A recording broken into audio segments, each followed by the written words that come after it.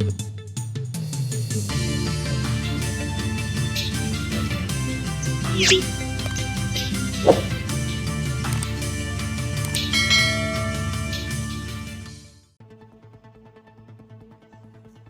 जिल्हा अधिकारी साहेब, नाशिक. जनगणना 2026च्या जनगणनेच्या फॉर्ममध्ये इस्लाम धर्माचा एकत्रित उल्लेख करण्याबाबत महोदय आपणास आमच्या संघटनेमार्फत नम्रपणे निवेदन करत आहोत की 2011च्या जनगणनेमध्ये जो फॉर्म तयार करण्यात आला होता त्यामध्ये इस्लाम धर्माला मानणाऱ्या जातींना वेगवेगळ्या उल्लेखित करून त्यांची जनगणना करण्यात आली होती. त्यामुळे इस्लाम धर्माला मानणाऱ्या लोकांची एकत्रितपणे जनगणना होऊ शकली नाही. म्हणून आमच्या संघटनेच्या वतीनं 2014 साली मुंबई उच्च न्यायालयामध्ये जनहित याचिका दाखल करण्यात आलेली आहे. जनहित याचिका क्रमांक 10/2014 अजीज अब्बास पठाण विरुद्ध भारत सरकार व इतर याचिकेमध्ये धर्माच्या बाबत जनगणनेमध्ये उल्लेख करण्याची मागणी करण्यात आलेली आहे. याबाबतचा निकाल न्यायालयाने राखीव ठेवलेला आहे. या गोष्टीचा सुद्धा शासनाने दखल घेणं गरजेचं आहे. खऱ्या अर्थाने मोहम्मद पैगंबर यांनी इस्लाम धर्माची स्थापना केलेली आहे, परंतु काही गैरसमजातून कुठे मुस्लिम धर्म, सिया धर्म असा उल्लेख आढळून येतो.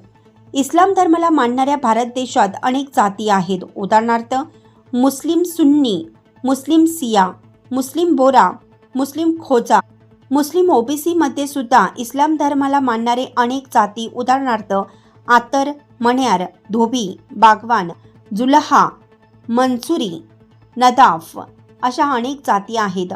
परंतु ते सर्व इस्लाम धर्माला मानणारे आहेत. तरी धर्माचा कॉलम असावा व त्याच्या वेगवेगळ्या जातींचा उल्लेख त्यामध्ये असावा अशी आमच्या संघटनेची प्रमुख मागणी आहे.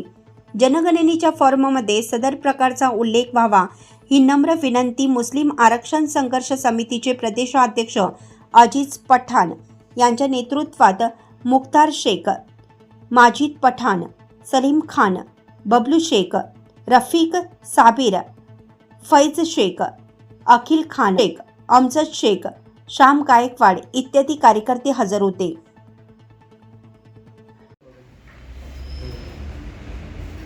आज मुस्लिम आरक्षण संघर्ष समितीच्या वतीने माननीय जिल्हाधिकारी नाशिक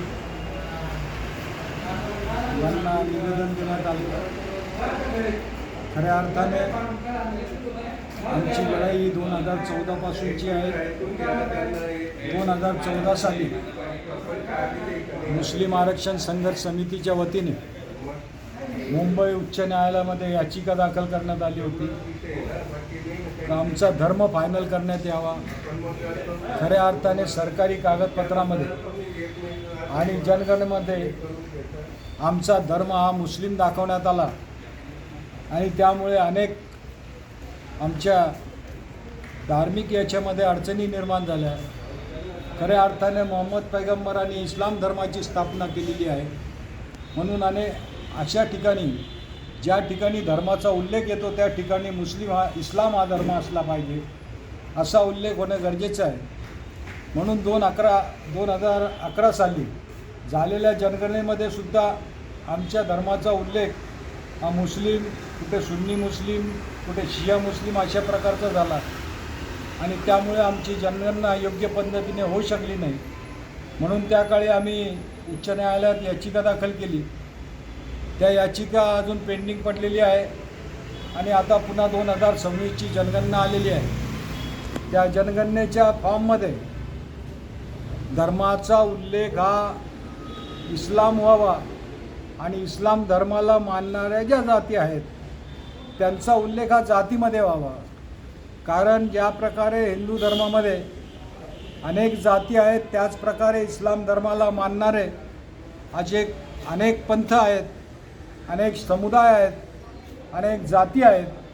तरी त्यांचा उल्लेखही स्पष्टपणे धर्म इस्लाम आणि त्यांच्या वेगवेगळ्या जाती अशा प्रकारे व्हावा अशी मागणी आम्ही आज माननीय जिल्हाधिकाऱ्यांमार्फत केलेली आहे आणि त्या मागणीचा विचार व्हावा व उच्च न्यायालयाच्या जी केस आहे त्या केसच्या बाबतीत सुद्धा विचार व्हावा अशा प्रकारचं एकूण मागणी आम्ही केलेली आहे.